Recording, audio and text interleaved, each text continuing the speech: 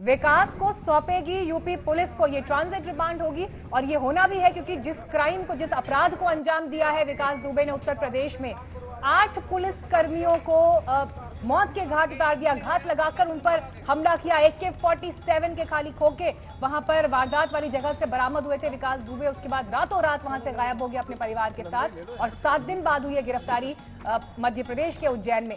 शिवेंद्र, बात की है मुख्यमंत्री शिवराज सिंह चौहान ने उत्तर प्रदेश के मुख्यमंत्री योगी आदित्यनाथ से और सौंपा जाएगा विकास दुबे को, लेकिन ये प्रोसीजर कैसे होगा?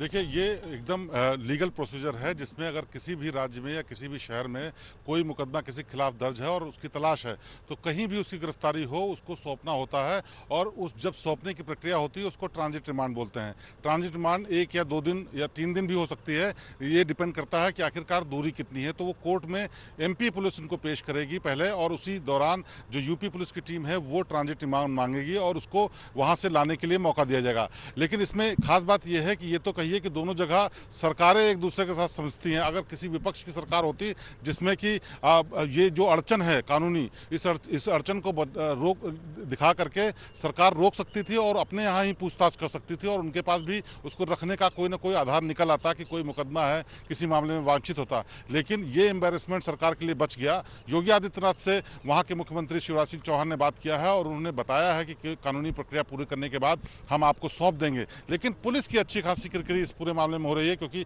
इतनी तमाम कोशिशों के बावजूद भी न सिर्फ वो बच गया बल्कि सुरक्षित उसने सरेंडर भी कर दिया। और ये सिलसिला मीनाक्षी आज से नहीं है। साल 2001 से अगर हम नजर डालें तो एक मंत्री स्तर के आदमी को उसने थाने के अंदर भून दिया था, उसमें बाइज्जत बरी हो गया, उसमें कानून के रखवालों के सामने उसने गोली चलाई, मारा। उसके बावजूद पुलिस वाले उसके खिलाफ सबूत और गवाही देने में नाकाम रहे और ये सिलसिला वहीं नहीं थमा। इसके बाद साल दर साल उसके ऊपर मुकदमे चढ़ते रहे, उसकी जो GD थी वो बड़ी होती रही, उसके खिलाफ मुकदमों की फहरिस्त बड़ी होती रही, लेकिन किसी ने उसका कोई बाल बांका कोई नहीं कर पाया और नतीजा ये है कि उसने उन्हीं पुलिस वालों को, 8 पुलिस वालों को शहीद कर दिया और एक बार फिर से अब पुलिस की नाकामी सामने आई है।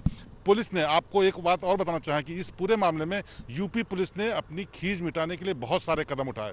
सबसे पहले उसका मकान जमींदोज कर दिया, जो कि कानून की किसी किताब में नहीं आता कि इस तरीके से मकान जमींदोज किया जा सकता है। उसका इन्होंने सहारा इस बात का लिया कि वहाँ बम और तमाम पुलिस वो सबूत इकट्ठे हो सकते हैं। बाकायदा गाड़ियाँ, ट्रैक्टर, पूरी बाउंड्री, CCTV, हर एक चीज़ वहाँ का नष्ट कर दिया गया। इसके साथ ही साथ जिसको भी पकड़ा गया उसका सबका एनकाउंटर हो गया।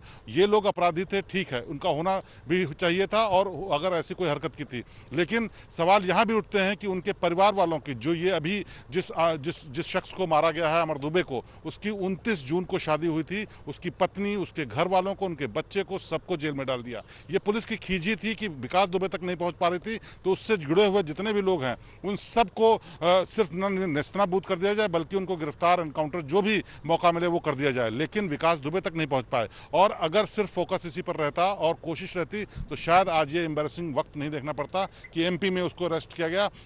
और MP के गृह मंत्री और मुख्यमंत्री खुद इस बात को कह रहे हैं कि हमारी पुलिस इतनी मुस्तैद है कि किसी को छोड़ती नहीं है। और विकास दुबे का कॉन्फिडेंस और उसका दुस्साहस देखिए कि न सिर्फ स्टेट को पार करके वहां चला गया बल्कि पुलिस और दूसरे नेटवर्क के जरिए जानकारियां लेता रहा और उसने अपने आप को योजनाबद्ध तरीके से मीडिया के सामने, पुलिस के सामने खुद ही अनाउंस करके कहा कि मैं विकास दुबे हूँ, मैं ही हूँ कानपुर वाला विकास दुबे। तो ये पूरा जो घटनाक्रम बताता है वो बताता है कि कैसे, कितनी जड़ें गहरी हैं उसकी, पुलिस का तंत्र कितना भ्रष्ट हो चुका है और कितना स्ट्रांग उसका नेटवर्क था कि न सिर्फ वो पुलिस से 1-2-4 कदम आगे था बल्कि पुलिस के मुंह पर तमाचा मार करके उसने जाकर के MP में सरेंडर किया है।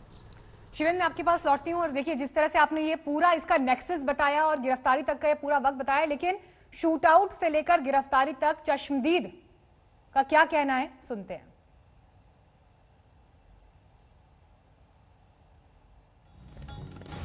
भैया, मैं पीछे वाले गेट पे बैठा ना, निर्गम पे जूता स्टैंड है हमारा। आज लड्डू काउंटर चालू करने थे हमारे, तो मैं व्यवस्था के लिए बैठा था।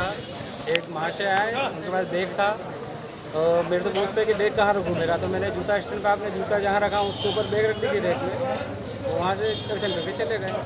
हमारे सिक्योरिटी गार्ड जो रोड शो चलता है वो व्यक्ति उनके चारों लोग वॉच कर रहे थे। वॉच में उन्होंने देखा कि शायद ये व्यक्ति विकास तो हो सकता है क्योंकि इसे पैर में लचकती लंगाने टाइप। जब वो दर्शन करके बाहर निकला तो उससे पूछताछ करी तो गोल जवाब देता रहा।